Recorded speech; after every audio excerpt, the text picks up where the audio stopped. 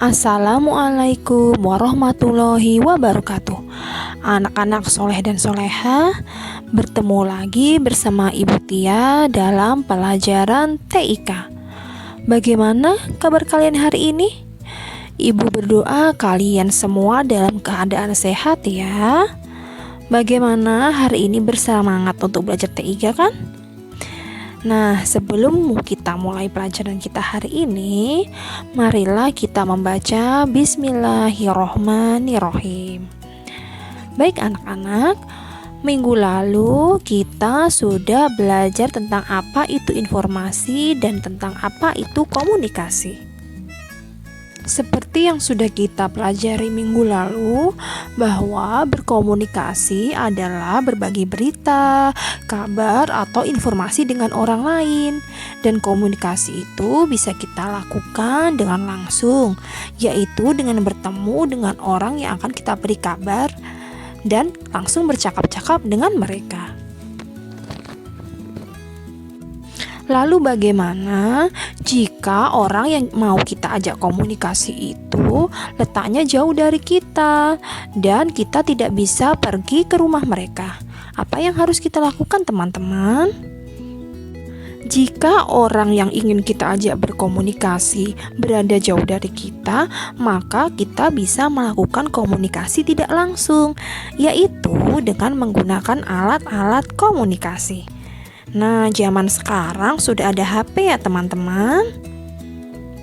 Alat-alat yang kita gunakan untuk berkomunikasi jarak jauh itulah yang dinamakan sebagai alat komunikasi. Nah, jadi apa alat komunikasi?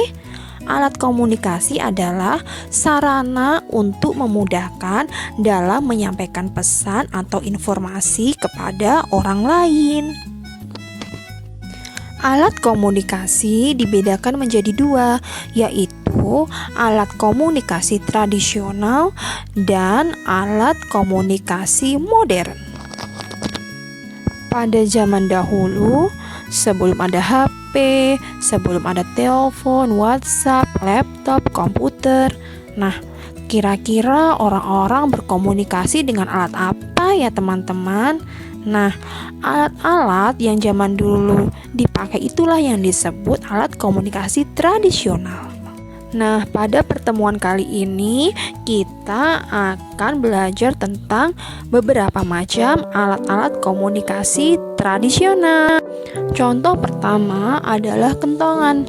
Ya, ini adalah gambar kentongan. Pasti kalian tahu kan kentongan itu apa? Ya, biasanya kita melihat kentongan ada di kampung-kampung, di desa-desa, di dalam pos hansip. Nah, kenapa ya kentongan itu ada? Biasanya kentongan itu dipukul kalau ada pencurian, bencana alam, atau pengumuman penting yang mengharuskan warga desa untuk berkumpul. Dengan memukul kentongan, warga desa pasti akan mereka berkumpul karena setelah mendengar bunyi kentongan, maka mereka tahu akan ada sesuatu penting yang terjadi. Jika kentongan dipukul pelan, artinya warga harus waspada. Sedangkan jika kentongan itu dipukul dengan kencang, berarti itu adalah tanda bahaya. Contoh yang kedua adalah lonceng. Nah, seperti kentongan, lonceng juga digunakan sebagai pertanda bahwa akan ada berita, informasi, atau pengumuman penting. Lonceng dahulu dipakai seperti kita sekarang memakai bel. Bahkan sampai sekarang pun kalian masih sering melihat kan rumah-rumah yang bel pintunya menggunakan lonceng. Alat komunikasi tradisional yang ketiga adalah surat. Nah, sampai sekarang kalian pasti sering dong melihat yang namanya surat. Ya, ini adalah contoh surat ya, yang menggunakan kertas. Nah, zaman dahulu sebelum ada kertas, orang-orang itu sudah berkirim surat, yaitu dengan menggunakan daun, teman-teman. Nah, sebelum adanya HP, ada WhatsApp, orang lebih sering berkirim kabar menggunakan surat untuk kerabat mereka yang jauh. Nah, ini adalah alat komunikasi tradisional yang keempat. Pasti kalian tahu apa ini? Ya benar, ini namanya telepon kaleng. Sangat mudah membuatnya ya. Kalian di rumah pun pasti bisa membuatnya. Nah, telepon kaleng ini cukup mudah sekali ditemukan bahan-bahannya, yaitu dari kaleng bekas atau gelas plastik bekas, dan juga cukup dengan menggunakan benang. Telepon kaleng ini juga bisa digunakan sebagai alat komunikasi, tapi dengan jarak yang tidak terlalu jauh ya. Jaraknya yang terjangkau cuma 5-10 meter. Contoh alat komunikasi tradisional yang kelima bernama telegraf. Telegraf merupakan alat komunikasi tradisional yang sudah memakai listrik. Namun, berbeda dengan telepon yang mengirimkan suara, alat komunikasi telegraf ini menggunakan sinyal dan kode. Di dalam alat-alat ini terdapat kabel yang berguna untuk mengirimkan sinyal jarak jauh yang akan diterima dalam berupa kode.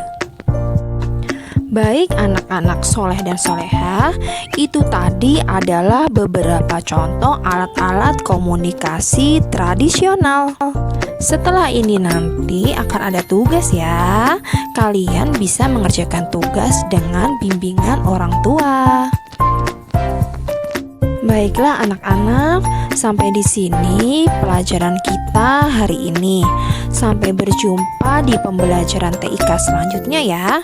Ingat, kalian harus selalu tetap semangat untuk belajar meskipun kita belajar dari jauh. Sampai jumpa lagi minggu depan. Wassalamualaikum warahmatullahi wabarakatuh.